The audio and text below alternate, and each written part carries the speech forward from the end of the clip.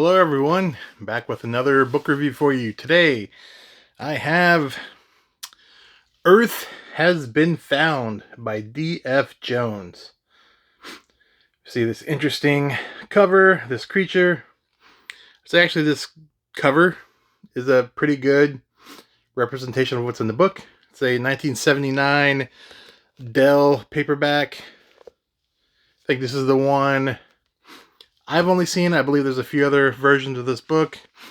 This is in Paperbacks from Hell. Surprisingly enough, I wouldn't call it very strong in the horror. I'd say it's more of a thriller, to be honest. Got the nice green text block. Got about 267 pages of content here.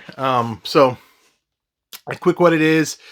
Definitely very late 70s, early 80s Cold War feel to it, though I'd say for Western, or more Western than the USSR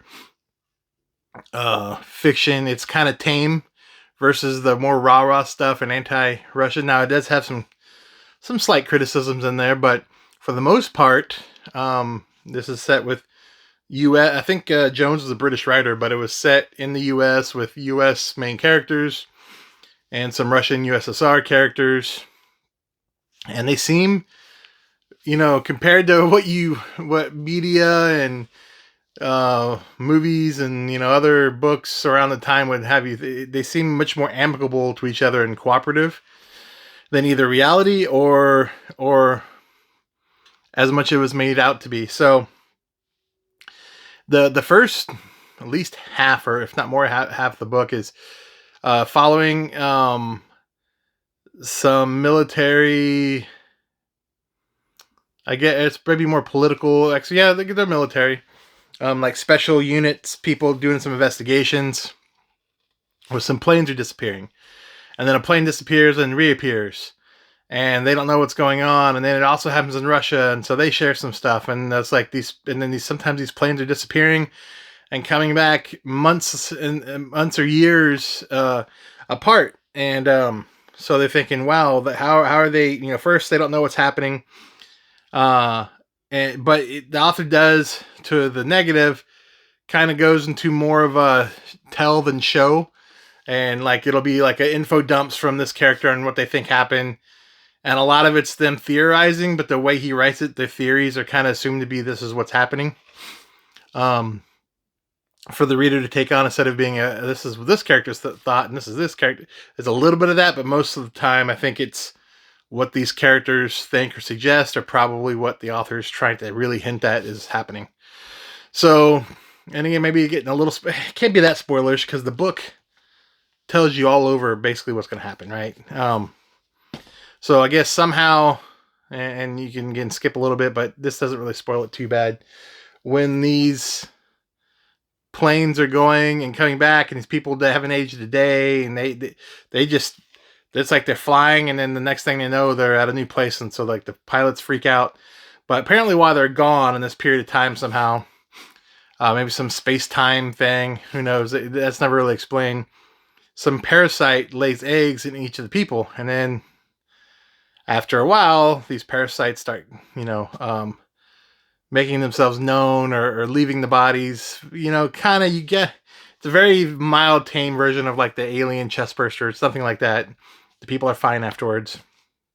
But so the lot of that thriller, that definitely that kind of 70s spy, and it's not really spy stuff, but that paranoia in a way. You get a lot of that kind of feeling in this, of what's really happening, but you kind of know it's happening, but the characters are trying to figure it out. And then really you don't get like alien action until like page 200. So you've read, it's probably a tough sell. And I've heard some people call it military sci-fi. Some of the main characters are military, but I wouldn't call it a military. There's no like wars or anything happening. There's no battles. It's more just some military personnel looking into more medical and or phenomena with the planes and such. And actually the main character in the first half of the book is this Air Force former pilot who's like a wounded veteran, and then it kind of shifts to this small town New York doctor whose populace was like a commercial airliner going to Europe that disappeared and came back, and then so now most of that is focused on the survivors of that, because this is where a lot of the aliens were, right? And then you kind of get 60 pages of them, learning about these aliens. They're pretty small, and then they go from like a pupal stage to a larva stage, and they're kind of insect-like, but they're not insect-like. And yeah, some people start dying and stuff. Nothing's overly gruesome. So why was it now? Okay, here's the funny parts about it though. So when the aliens are more adult stage, they they seem to like inhale air and then like fart it out to propel themselves. So they eject air, they inhale, and they're very lightweight bodies with lungs, and they push that pressurized air in their bodies to make them kind of fly on these fixed wings. So they don't really like fly. They're like almost little jet propulsions, little fart jet engines on their own. So if you really want to get kind of goofy with it, it's flying fart aliens invade invade small town New York and kill people. Actually, so what they do is they like bite onto the main arteries in your neck, suck blood out for their nutrients. So they're basically fart flying vampire aliens. Yeah, that's kind of what this book is. And that being said, I think a lot of people won't like the long buildup. Too much of the what is it thriller stuff in the first few hundred pages. That really could have been shrunken down. They could have had less examples of it, less of the political machinations of them talking back and forth on what this could be and why and the response. Again, some of that's interesting, and I do think it's important to the story. You kind of see a lot of that in like maybe like Independence Day in a way, right? This doesn't have the spectacular things that occur, but that whole what's happening, all this build up, lead up, and the clues they're seeing, and this is maybe less dramatic than that in the build up, but that's that same kind of early book, early/movie type of build up. I just think it should have been a little more balanced as far as the payoff versus the build up. Jones writes okay.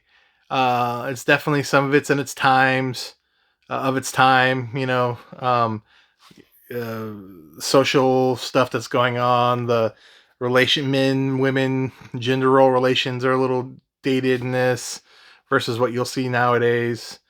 The whole USSR paranoia stuff is very of its time. It's hard for younger people these days to kind of, even when I was growing up, I was just a kid, but it was in so much of our media that I at least have some exposure to it. But kids nowadays, it's hard for them to, I feel, relate. Or not even kids, a lot of adults who grew up, maybe in the 90s onwards, don't, kind of miss some of that context or the element. But it's even, again, it's not that heavy in the book. What he does get a little weird, which I don't know why he did it, is kind of go into a religious. Are these things that are these basically parasites of the gods, that the aliens themselves weren't who kidnapped or made these planes disappear and come back? It's just whenever these other godlike creatures, that must be gods because who else could do this, are taking these whatever parasites they have. It's like an alien flea or a tapeworm or something of that kind of these beasts, or these beings, I should say, not beasts. And then they're attaching onto these humans that they find, and then they get brought back to Earth. So that's kind of the theory in a way.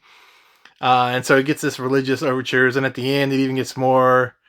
It's not that over your head about it, but it just didn't feel like it was necessary. So, yeah, not to say too much more about it. I gave it a 3 out of 5. It's probably like a 2.53. It was actually easy to read. I went through it pretty quick. It was, but it wasn't great. It wasn't bad. It's not something I would recommend per se. It's like, oh, you got to read this. But if someone were to read it, I'll be interested and see what you thought of it. That's kind of be where I'm at. It was okay. I don't regret reading it. I'm fine. It wasn't terrible. It wasn't bad. It was kind of like a movie, like you think, a very mediocre thriller movie with some alien stuff that if they filmed it right would be entertaining enough, but it's definitely no Alien. So But that's it. I have another review of an audiobook coming up. I guess I'll post this one first and that one next. A couple other book calls coming. And I have a buddy read with Ira. That's going to be here in the next week or so for the first Fafford and Grey Mouser book by Fritz Leiber. So looking forward to that. Have a lot of content lined up for you. Thanks, everyone. Have a good night.